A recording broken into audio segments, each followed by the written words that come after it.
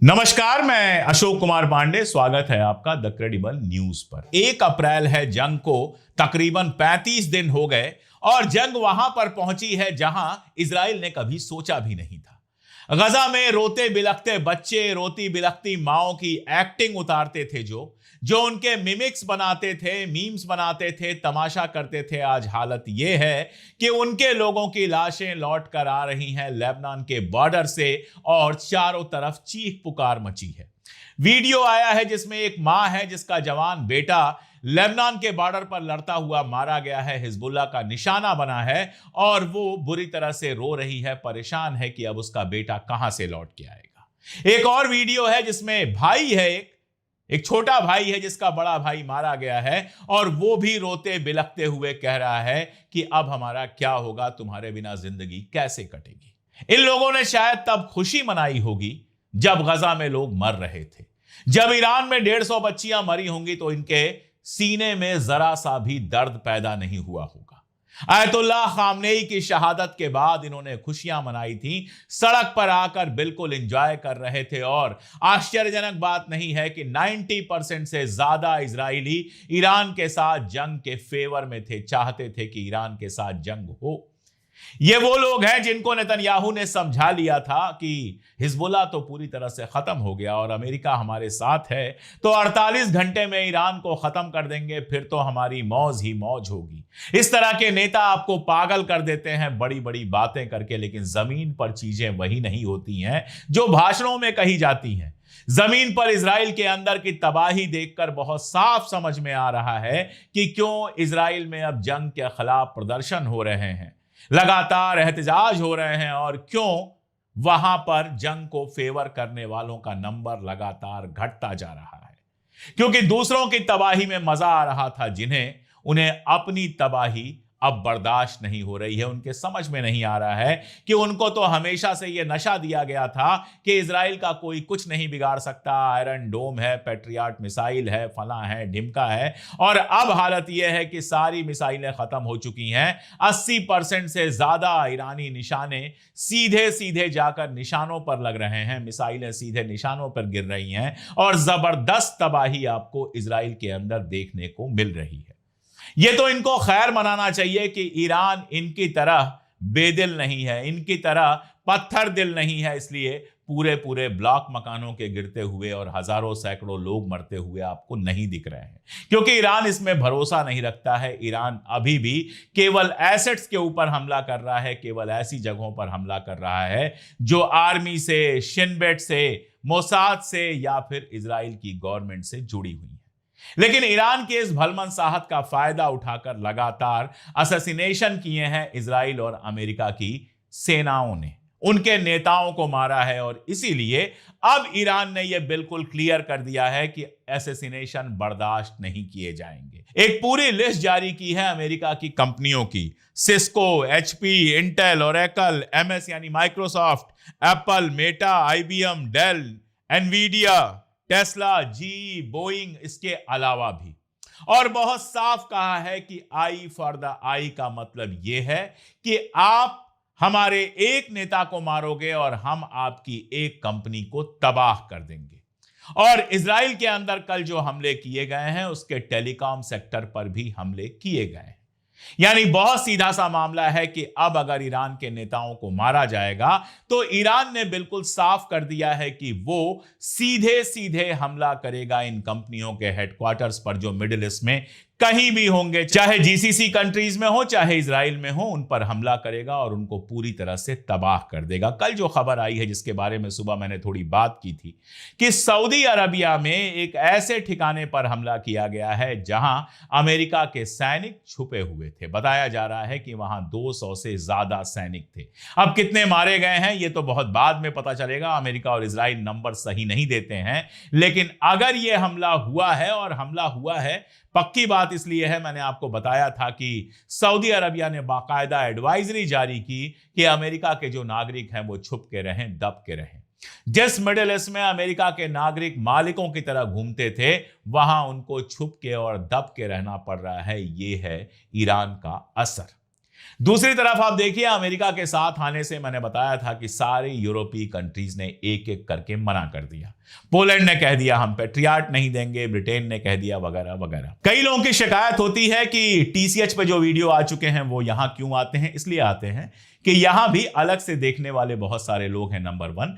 दूसरा, हमारे जैसे चैनल्स के ऊपर यह खतरा हमेशा बना होता है कि कल को उन्हें बंद कर दिया जाए। ऐसे में एक बैकअप यहां पर हम क्रिएट करते हैं ताकि वीडियोस दोनों जगह रहें। अगर एक चैनल बंद हो तो भी वीडियो दूसरी जगह पूरी तरह से अवेलेबल हो। हमने ये किया है कि अब जो चैनल दोबारा आएंगे, यानी टीसीएच के चैनल जो टीसीएन पर आएंगे, उनमें शुरुआत में ही हम लिखकर एक पट्टी लगाकर ये आपको बता देंगे कि ये वीडियो टीसीएच पर पहले आ चुका है। उसके बाद अगर आपने देखा है तो आप आराम से चैनल बदल लें, और नहीं देखा है तो आराम से देखें। एक और मजेदार घटना हुई है जिसके बारे में जानना आपके लिए बेहद जरूरी है। इजराइल और फ्रांस के बीच में अपना रिश्ता था। फ्रांस से इजराइल बहुत सारे हथियार खरीदा करता था। इस बार हुआ यह कि अमेरिका से हथियार आने थे इजराइल। फ्रांस ने कह दिया कि हमारे एयर स्पेस से लेकर तुम नहीं जा सकते हो, हम इस जंग में तुम्हारे साथ नहीं है। तुमको हथियार ले जाना है ले जाओ, लेकिन अमेरिका से खरीदे हुए हथियार हमारे आसमान के ऊपर से नहीं जाएंगे।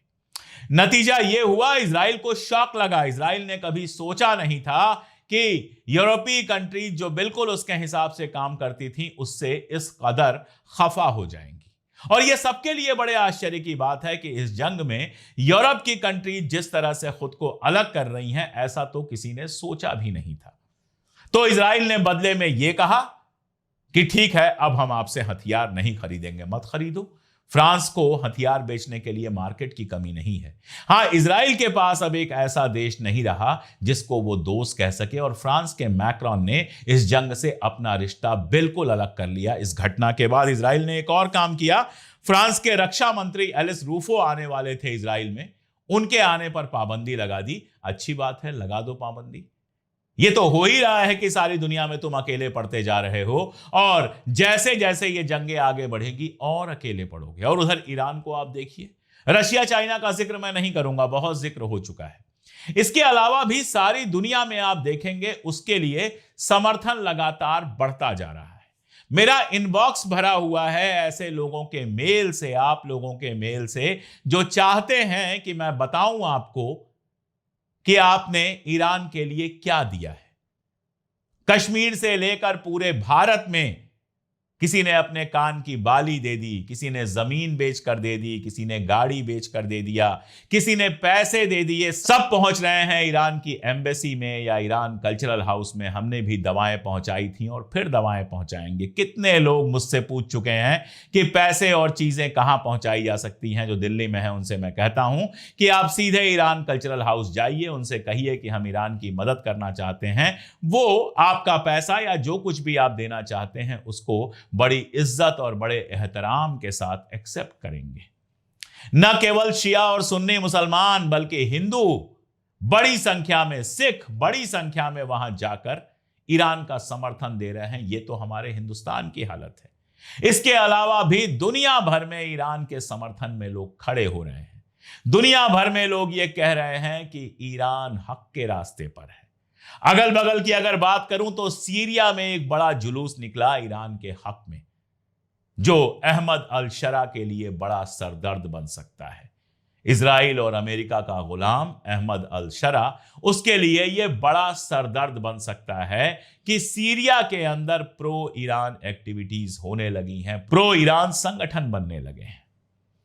चेचन्या के बारे में आप जानते हैं, चेचन्या के जो विद्रोही सैनिक हैं उनके बारे में आप जानते हैं, बेहद खतरनाक माने जाते हैं। ईरान की न्यूज एजेंसी ने खबर दी कि चेचन्या के सैनिक ईरान के साथ लड़ने को तैयार हैं। अगर अमेरिका के सैनिक जमीन पर कदम रखेंगे तो चेचन्या के सैनिक ईरान में दाखिल होंगे और उनका मुकाबला करेंगे। साउथ एशिया तो पूरा का पूरा ईरान के साथ है ही, और जिस तरह से यूरोप ने इस बार अमेरिका और इजराइल का साथ देने से इंकार किया है, बहुत साफ है कि यूरोप भी कम से कम अमेरिका और इजराइल के साथ तो नहीं है। नाटो ने इस जंग में आने से इंकार कर दिया है। और आप देखिए, मैं कई बार इस बात को कह चुका हूं कि एक ईरान से लड़ने के लिए अमेरिका और इजराइल को किस किस की जरूरत है। किस किस के हाथ पांव जोड़े जा रहे हैं कि आओ और हमारे साथ लड़ो ताकि ईरान को हराया जा सके। और चिढ़कर कहा जा रहा है कि हमसे नहीं खुलेगा स्ट्रेट ऑफ हॉर्मुज, जिसको तेल चाहिए वो जाए खुलवा ले। चिढ़ के कहा जा रहा है कि डील की भी जरूरत नहीं है, हम तो डील के बिना ईरान से निकल जाएंगे। निकल जाओ, ईरान तुम्हारी जमीन नहीं है, ईरान ईरानियों का है। वहां तुम गए थे हमला करने, ईरान ने तुम्हारे ऊपर हमला नहीं किया था। लेकिन जब तुम गए हमला करने तो ईरान ने तुम्हें कायदे से सबक सिखाया है, ऐसा सिखाया है कि बहुत लंबे वक्त तक सारी दुनिया याद रखेगी और ये जंग खत्म हो जाने के बाद दुनिया काफी हद तक बदल जाएगी। फ्रस्ट्रेशन कितना है, चिढ़ कितनी है, आप ये सोचिए। मशहद के एयरपोर्ट पर हमला किया गया उन फ्लाइट्स के ऊपर जो फ्लाइट्स इंडिया आनी थी और बाकी कई मुल्कों में जानी थी, जहां से जो इमदाद दी गई है ईरानी भाइयों और बहनों के लिए, हमने आपने जो इमदाद दी है, जो मदद की है, वो लेकर वापस ईरान में जा सके, ऐसी जहाजें थी। वो लड़ाई वाली जहाजें नहीं थी। उन जहाजों को निशाना बनाया गया ताकि अलग अलग मुल्कों में ईरान के समर्थन में जो इतना सारा सामान आया है उस सामान को लाया न जा सके। आप सोचिए, ये फ्रस्ट्रेशन नहीं है तो क्या है। इजराइल का रक्षा मंत्री कार्ड्स कहता है कि हम लेबनान को गजा जैसा बना देंगे। बिल्कुल बना दीजिए, कोशिश करके देखिए। हिजबुल्लाह को आपने मान लिया था कि वो खत्म हो चुका है और आज हालत यह है कि रोज वीडियोस आ रहे हैं कि हिजबुल्लाह कैसे आपके इलाकों को उड़ा रहा है। सैकड़ों आपके टैंक उड़ाए जा चुके हैं और सैकड़ों सैनिकों को हिजबुल्लाह मार चुका है। यह अलग बात है कि आप नंबर 4 मरे 6 मरे करते हैं, इससे ज्यादा नहीं बताते हैं। लेकिन अब आपकी बात पर कोई भरोसा नहीं करता है। लेबनान बाकायदा वीडियो जारी करता है, वो वीडियोस मैं यहां नहीं दिखा सकता वरना यूट्यूब वीडियो चलाने से रोक देगा।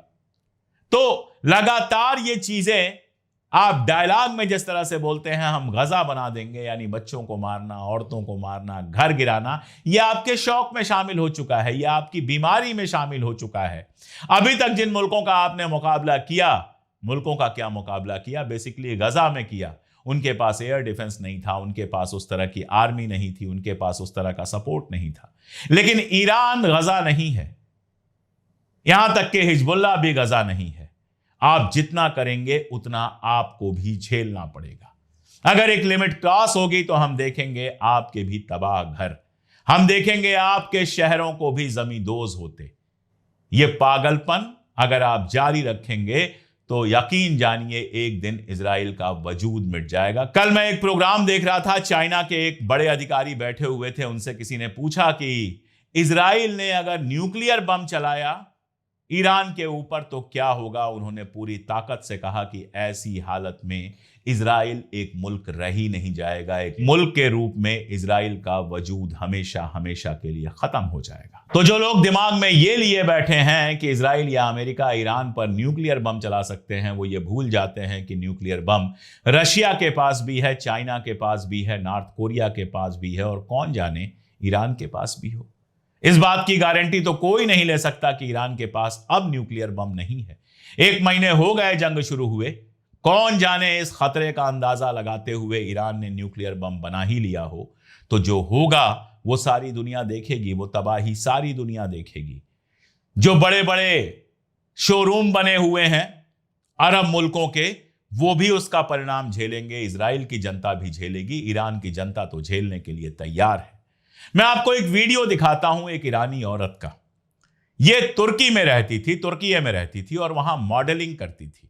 आप समझ सकते हैं कि रजीम की समर्थक शायद ना हो, आप समझ सकते हैं कि यह शायद आयतुल्लाह खामनेई की समर्थक ना हो। और इसने कहा भी कि आयतुल्लाह खामनेई साहब को मेरा समर्थन नहीं था, लेकिन अपने मुल्क को समर्थन है। इसलिए टर्की में जहां वो बिल्कुल सेफली थी, अच्छा खासा पैसा कमा रही थी, अपना मुल्क छोड़कर लौटकर ईरान में आई और इस समय सड़कों पर अपनी जनता के साथ है, अपने लोगों के साथ है और ये कह रही है कि हम ईरान पर किसी मुल्क की जीत नहीं होने देंगे, जब तक जिंदा है तब तक ईरान के लिए लड़ेंगे। इसलिए ईरान को हराने का आज मतलब होगा 9 करोड़ लोगों को हराना, और 9 करोड़ लोगों को हराना इजराइल या अमेरिका के बस की बात नहीं है। आज अमेरिका की भी यही हालत है कि ट्रंप की जो पॉपुलैरिटी है अपने लोवेस्ट लेवल पर है। आज तक अमेरिका के किसी प्रेसिडेंट की पॉपुलैरिटी इतने नीचे नहीं गई जितने नीचे ट्रंप की पॉपुलैरिटी जा चुकी है। अमेरिका की ज्यादातर जनता यह कह रही है कि हम जंग के खिलाफ हैं। ट्रंप के खिलाफ जो जुलूस अभी निकला था उसमें 80 लाख से ज्यादा लोग शामिल हुए थे। अमेरिका के अंदर लगातार ट्रंप की लोकप्रियता घट रही है और यह सवाल उठ रहे हैं कि आखिर यह जंग क्यों शुरू की गई। यही वजह है कि इंटरव्यूज में वो कह रहा है कि हम जल्दी से बाहर निकल आएंगे, 3-4 हफ्ते में बाहर निकल आएंगे, स्ट्रेट ऑफ हॉर्मुज खुले ना खुले मुझे कोई फर्क नहीं पड़ता है, वगैरह वगैरह वगैरह। हकीकत यह है कि तुम्हें फर्क पड़े या ना पड़े, तुम ये जानते हो कि स्ट्रेट ऑफ हॉर्मुज को खुलवा पाना तुम्हारे बस की बात नहीं है। स्ट्रेट ऑफ हॉर्मुज से जुड़ी एक और बात जाननी चाहिए कि यह सवाल सिर्फ इतना ही नहीं है, सवाल इससे बड़ा है। जितनी भी जहाजें जाती हैं वो सब इंश्योर्ड होती हैं, इंश्योरेंस उनका होता है कि कोई भी दिक्कत आ जाए, जहाजें डूब जाएं वगैरह वगैरह, तो वो पैसा उनको वापस मिल जाएगा। जब से जंग शुरू हुई है इंश्योरेंस कंपनियों ने इंश्योरेंस करना ही छोड़ दिया है। तो जब तक जंग खत्म नहीं होगी नई जहाजें तो आप भेज ही नहीं पाओगे, और उसके बाद भी जहाजें तभी वहां से गुजरेंगी जब ईरान चाहेगा। और ईरान ने साफ कहा है कि स्ट्रेट ऑफ हॉर्मुज खुला है, बंद तो सिर्फ दुश्मनों के लिए है, अमेरिका और इजराइल के लिए बंद है, और अमेरिका और इजराइल के साथ जो मुल्क खड़े हैं उनके लिए बंद है। बाकी की जहाजें अगर वहां से गुजरती हैं तो हमें कहीं कोई दिक्कत नहीं है। जहां तक मिडिल ईस्ट के बाकी कंट्रीज के हालात हैं वो बेहद इंटरेस्टिंग है।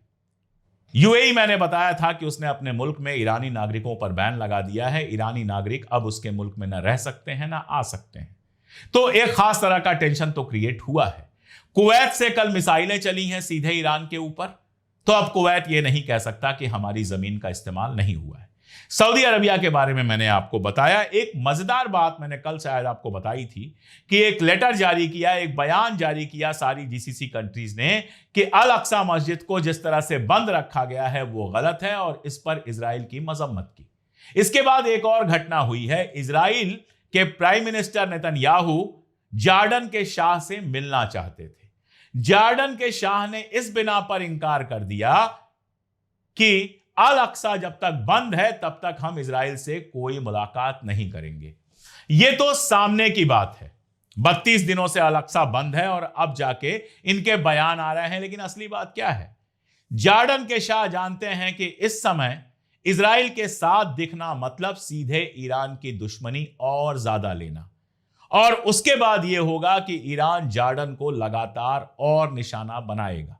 इसलिए अल अक्सा के बहाने जॉर्डन के शाह इजराइल से मिलने से बच रहे हैं। एक और बात, नेतन्याहू ने बयान दिया था कि जो हमारे दोस्त अरब मुल्क हैं उनके साथ ईरान के खिलाफ मैं एक ग्रुप बना रहा हूं। अब यूएई तो उनका दोस्त है, खुल के है, वो अलग मामला है। बाकी जितने भी अरब मुल्क हैं, बहरीन को अगर छोड़ दें तो वो बहुत खुल के इजराइल के साथ आने को तैयार नहीं होंगे। इजराइल ये चाहता है कि दुनिया को दिखाए कि देखिए अरब मुल्क हमारे साथ खड़े हैं, क्योंकि और तो कोई उनके साथ खड़ा नहीं है। लेकिन अरब मुल्क जानते हैं कि खुल के इजराइल के साथ खड़े होने का मतलब यह है कि एक तो ईरान की दुश्मनी सीधी लेना और दूसरे अरब जनता की नजरों में भी और ज्यादा गिर जाना। इसीलिए इस समय चाहे जॉर्डन के शाह हो या कोई और हो, सीधे नेतन्याहू के साथ आपको दिखाई नहीं देना चाहते। बहुत सारी खबरें हैं, बहुत सारे बयानात हैं, सब सूत्रों के सोर्सेज के सहारे होते हैं, जिसमें कहा जा रहा है कि कुवैत, सऊदी अरबिया, यूएई ये अमेरिका से कह रहे हैं कि लगातार ईरान पर हमला करते रहो। ये एक ऐसी खबर है जिसको ना हम डिनाई कर सकते हैं और ना ही कि ये कह सकते हैं कि ये पक्के तौर पर सही है। ये हो भी सकता है और नहीं भी हो सकता है। लेकिन एक बात तय है कि ईरान इन सारी चीजों के लिए तैयार है। कल अल जजीरा पर जब बात कर रहे थे अराक्ची, उनसे पूछा गया कि अगल बगल पड़ोसी देशों से जो आपके रिश्ते खराब हुए हैं, जो भरोसे कम और खत्म हुए हैं, उस पर आपका क्या कहना है? तो उन्होंने कहा कि हम उन्हीं जगहों पर हमला कर रहे हैं जो अमेरिकन एसेट्स हैं या अमेरिकन बेसेस हैं। लेकिन फिर भी हम जानते हैं कि जो नेबर कंट्रीज हैं, हमारे हमसाया जो मुल्क हैं, उनमें हमसे नाराजगी है, हमारा भरोसा कम हुआ है। ये भरोसा वक्त के साथ हासिल कर लिया जाएगा। अभी जरूरी है अमेरिका और इजराइल को जंग में शिकस्त देना। बड़ी बात कही है उन्होंने। जिनको अगल बगल रहना है उनको रिश्ते बनाने पड़ेंगे, लेकिन जब तक जंग चल रही है, बहुत क्लियर है कि अगर ईरान ने अमेरिकन एसेट्स को निशाना नहीं बनाया होता, रडार नहीं उड़ाए होते, बेस नहीं उड़ाए होते, तो आज ये हालत नहीं होती कि इजराइल के पास इतनी मिसाइलें भी नहीं बची हैं कि वो ईरान की मिसाइलों को इंटरसेप्ट कर सके।